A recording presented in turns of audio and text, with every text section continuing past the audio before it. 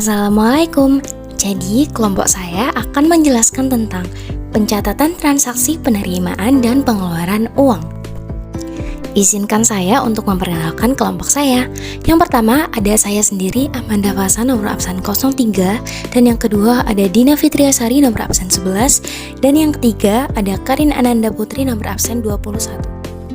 Apa sih pencatatan transaksi penerimaan dan pengeluaran uang itu? Jadi, pada umumnya setiap perusahaan senantiasa melakukan kegiatan transaksi setiap harinya. Transaksi merupakan suatu kejadian yang mempengaruhi posisi keuangan suatu perusahaan.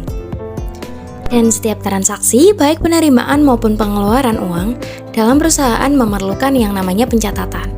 Dan setiap pencatatan penerimaan dan pengeluaran uang harus dicatat menggunakan standar dan prosedur pencatatan yang baku sehingga pengelolaan administrasi keuangan dapat berjalan dengan efektif dan efisien.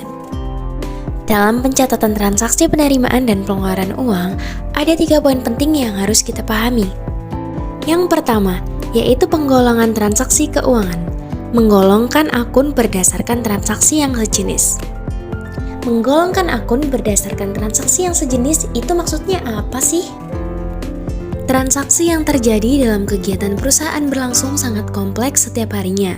Apalagi perusahaan besar kan? Transaksi yang ditangani tentunya akan lebih banyak dan beragam.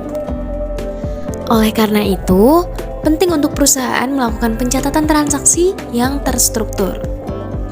Nah, dalam dunia akuntansi, pencatatan transaksi itu biasanya dikenal dengan istilah akun, di mana akun sendiri merupakan media akuntansi untuk mencatat transaksi keuangan yang berdampak pada perubahan aktiva, hutang, modal, pendapatan, dan beban.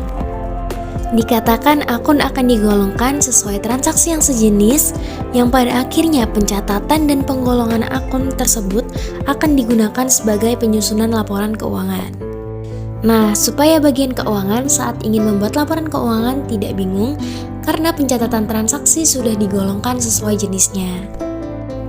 Penggolongan akun dalam tahap pencatatan tentunya bukan suatu hal yang mudah. Aktivitas penggolongan akun ini harus benar-benar diperhatikan secara benar oleh para akuntan. Para akuntan harus benar-benar paham cara mengelompokkan bukti-bukti transaksi ke dalam akun yang tepat karena kesalahan pada tahap ini akan berdampak pada tahapan yang selanjutnya. Nah, yang berikutnya ada pengelompokan dan pencatatan akun ke dalam jurnal. Nah, segala macam bentuk transaksi nantinya harus dicatat dalam jurnal. Tapi, pencatatan dalam jurnal itu nggak boleh sembarangan loh. Segala macam transaksi harus dapat dianalisis, kemudian dimasukkan ke dalam akun-akun yang sesuai. Nah, selanjutnya kita akan membahas berbagai jenis-jenis akun yang dipakai dalam pencatatan akuntansi. Nah, akun-akun yang dipakai dalam pencatatan akuntansi dapat dibedakan menjadi 2. Yang pertama ada akun permanen atau real account. Nah, akun permanen atau real adalah akun yang saldonya berlanjut dari satu periode ke periode selanjutnya. Laporan akun ini dapat dalam neraca yang terdiri dari aktiva atau harta, kewajiban atau utang, dan ekuitas atau modal. Akun real merupakan kelompok akun yang dilaporkan dalam neraca. Nah, yang selanjutnya ada akun sementara atau temporary account. Akun sementara biasa disebut dengan akun nominal, yaitu akun yang saldonya akan berakhir dalam satu periode. Nah, berbeda kan dengan akun permanen. Kalau akun permanen tadi kan periodenya bisa dilanjutkan ke periode yang selanjutnya. Tapi kalau akun sementara hanya bisa digunakan dalam satu periode. Pelaporannya dalam bentuk laporan laba rugi yang terdiri dari pendapatan atau beban. Nah, yang berikutnya ada pencatatan akun ke dalam jurnal. Sebelum kita melakukan penjurnalan, harus terlebih dahulu mengerti dan memahami klasifikasi akun atau rekening-rekening, serta pengaruh rekening-rekening tersebut terhadap posisi debit atau kredit. Ada loh dampak yang akan terjadi jika terjadi kesalahan dalam penjurnalan, yaitu nilai posisi debit dan kredit tidak akan sama atau tidak akan seimbang, dan pada akhirnya laporan keuangan tidak dapat dibuat. Nah, dengan memahami aturan pendebitan dan penkreditan tersebut, maka kesalahan dalam pencatatan akan dapat diminimalkan. Berikut ini ada beberapa aturan dalam pendebitan dan penkreditan. Sebelum itu, kita akan membahas tentang debit dan kredit. Debit berarti mencatat penambahan akun harta dan beban, juga pengurangan akun kewajiban, ekuitas, dan pendapatan. Kredit berarti mencatat pengurangan akun harta dan beban, juga penambahan kewajiban, ekuitas, dan pendapatan. Nah, apabila harta atau beban bertambah, maka dicatat di sisi debit. sedangkan transaksi yang menyebabkan pengurangan dicatat pada sisi kredit. Sebaliknya, untuk akun-akun seperti kewajiban, ekuitas, dan pendapatan, jika bertambah, maka dicatat di sisi kredit, sedangkan jika berkurang, pada sisi debit. Nah, di sini ada tabel yang berisikan nomor, nama akun, kondisi di saat bertambah dan berkurang, serta saldo normalnya. Yang pertama ada aktiva atau aset, yaitu harta perusahaan. Jika bertambah maka debit, jika berkurang maka kredit, lalu dengan saldo normalnya, debit. Lalu ada utang atau liability atau utang perusahaan. Jika bertambah maka kredit, jika berkurang maka debit, lalu dengan saldo normalnya, kredit. Lalu ada ekuitas atau kapital, yaitu peminjaman modal perusahaan. Jika bertambah kredit, jika berkurang debit, lalu dengan saldo normalnya, kredit. Yang keempat ada pendapatan atau revenue. Jika bertambah maka kredit, jika berkurang maka debit, dengan saldo normalnya kredit. Yang kelima ada penghasilan atau income. Jika bertambah maka kredit, jika berkurang maka debit, dengan saldo normalnya kredit. Penghasilan atau income ini hampir sama dengan pendapatan atau revenue ya. Yang keenam ada beban atau expense, yaitu pembelanjaan perusahaan. Jika bertambah maka debit, jika berkurang maka kredit, dengan saldo normalnya debit. Yang ketujuh ada prive. Untuk yang belum tahu prive itu apa, prive itu adalah pengambilan sebagian modal atau aset dalam suatu perusahaan. Nah, prive ini jika bertambah maka debit, jika berkurang maka kredit, dengan saldo normalnya debit. Lalu, yang kedelapan atau yang terakhir, ada akumulasi penyusutan. Jika bertambah maka kredit, jika berkurang maka debit, dengan saldo normalnya kredit. Yang ketiga ada nomor kode akun. Nomor kode akun ini digunakan untuk mempermudah pengelompokan akun, sehingga perlu dipahami mengenai tata cara penomorannya. Ada 5 poin penting nih yang terdapat dalam nomor kode akun. Yang pertama yaitu kelompok akun harta, yang kedua kelompok akun utang, yang ketiga kelompok akun modal dan prive, yang keempat kelompok akun pendapatan, dan yang terakhir kelompok akun beban. A. Kelompok akun harta. Kelompok akun harta dapat dikelompokkan menjadi 2 golongan, yaitu 1. Harta lancar adalah harta yang dalam jangkauan pendek tidak lebih dari 1 tahun atau dapat menjadi uang tunai. 2. Harta tidak lancar adalah harta yang dimiliki untuk digunakan atau dimanfaatkan dalam jangka waktu lebih dari 1 tahun.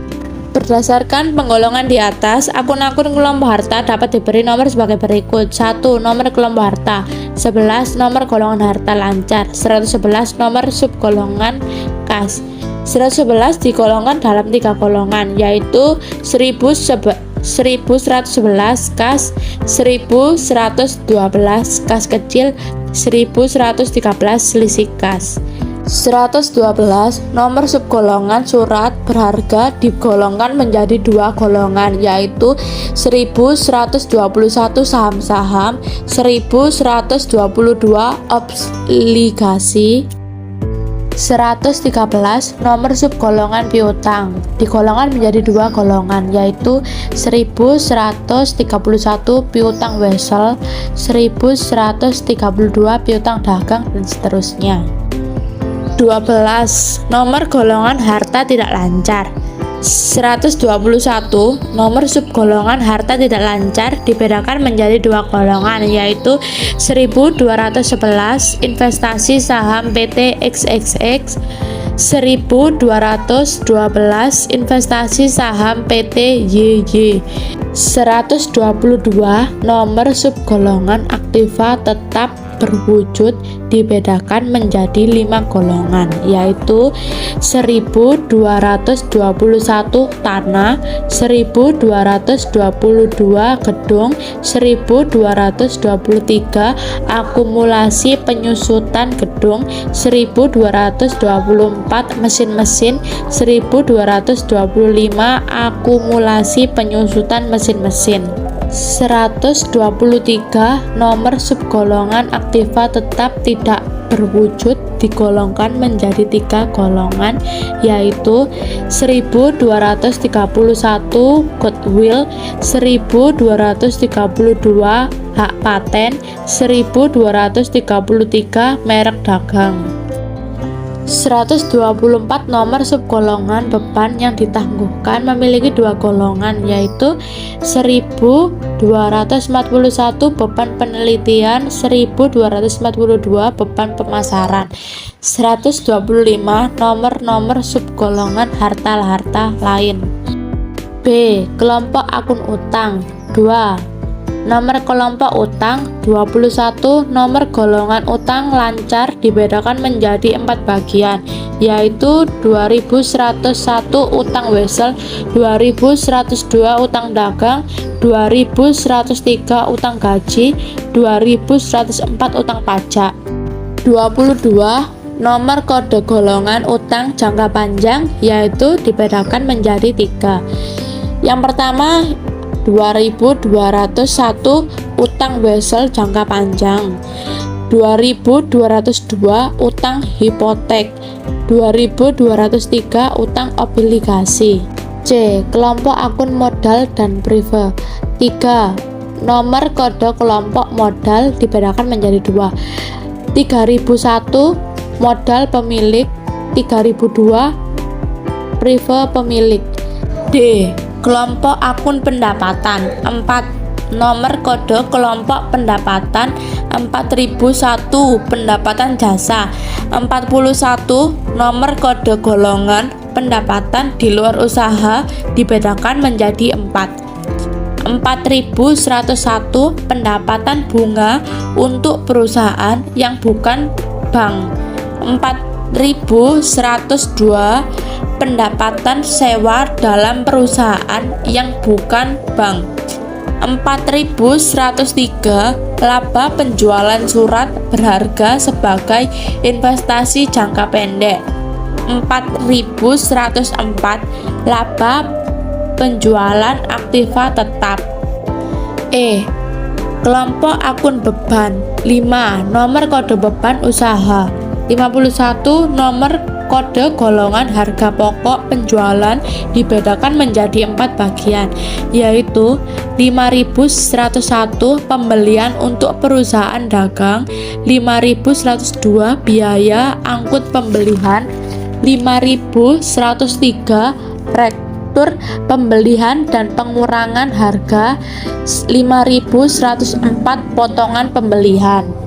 52 nomor kode golongan beban penjualan dibedakan menjadi 5 bagian, yaitu 5201 beban gaji pegawai bagian penjualan, 5202 beban iklan, 5203 beban asuransi bagian penjualan, 5204 beban angkut penjualan, 5205 beban perlengkapan toko.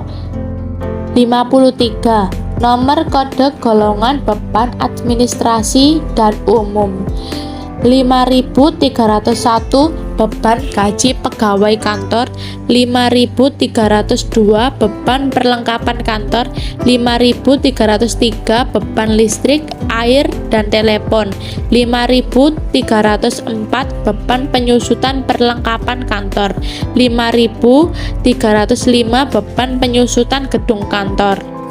54 nomor kode golongan beban di luar usaha dibedakan menjadi 2, yaitu 5401 beban bunga, 5402 rugi penjualan surat berharga. Sekian presentasi dari kelompok kami. Maaf apabila ada kesalahan kata dan semoga presentasi kami mudah dimengerti. Terima kasih. Wassalamualaikum.